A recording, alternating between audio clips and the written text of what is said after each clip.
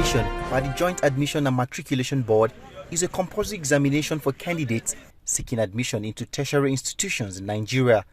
The software used for the examination was initially designed to take 250 candidates per session, but due to poor performance, it was reduced to 150%, and some of the centers were shut down indefinitely.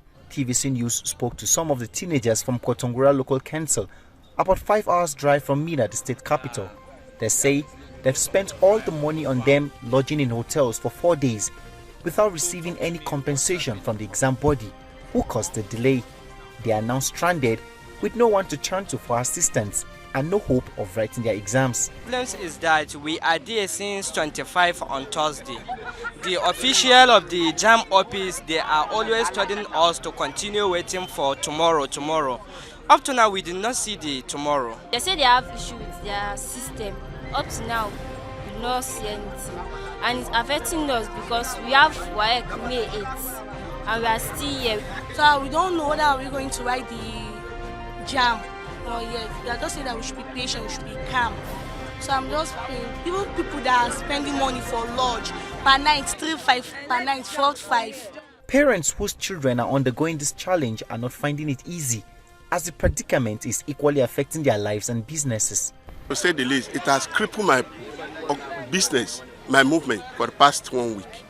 I can't leave my daughter to be going from one exam center to another for a whole week. We don't know what we are up to. Our children have been suffering. They cannot sleep. They are always with phone, thinking of checking on when to call them, where to pause their center to. What are we up to in Niger State? In a keenly contested race, senators-elect from various zones are battling it out for the highly coveted position of the Senate President. The aspirants, who are all members of the ruling party, have been crisscrossing the country, seeking the support of senators-elect ahead of the inauguration of the 10th Senate. Support groups have also been throwing their weights behind various candidates of their choice. A prominent group in Kaduna State, the Northwest Progressive Forum, believes the Northwest should be rewarded with the position in appreciation of the zone's contribution to the APC's victory. This and other groups, after critically examining the credentials of all the candidates being presented for the job, particularly from the Northwest, have come to the conclusion that Yari is most suitable to be the next president of the Nigerian Senate. We are convinced that among all the people rooting for the Senate presidency from the Northwest, only Yari possesses the proven integrity, honesty, and experience necessary for such a position. Another group is calling for the position to be zoned to the North Central, throwing their weight behind Senator Sani Mohammed's candidacy.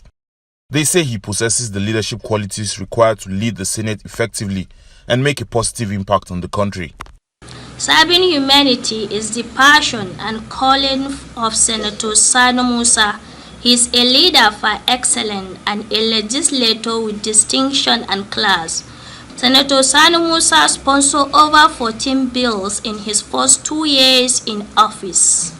For the position of the Speaker of the 10th House of Representatives, members of the APC in Kaduna and Zamfara State made the case for Aminu Sani Jaji.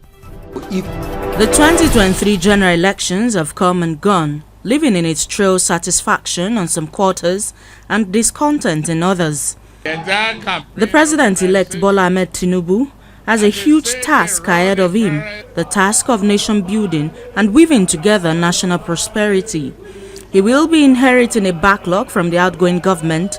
Issues of nepotism, religious extremism, insecurity, geopolitical balancing, and national peace and stability will take center stage in the national discourse in the coming days.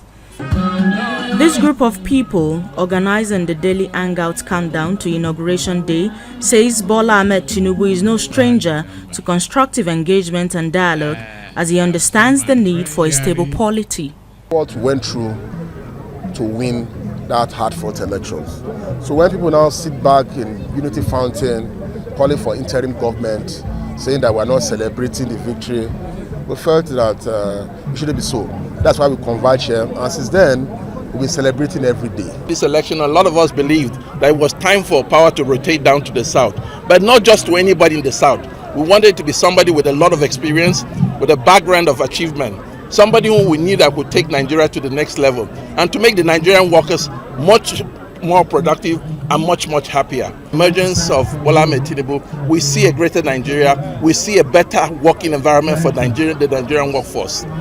Marginalization, nepotism, chauvinism, and the culture of entitlement, they say, must be squashed in a most holistic manner to enhance national enthusiasm and patriotism.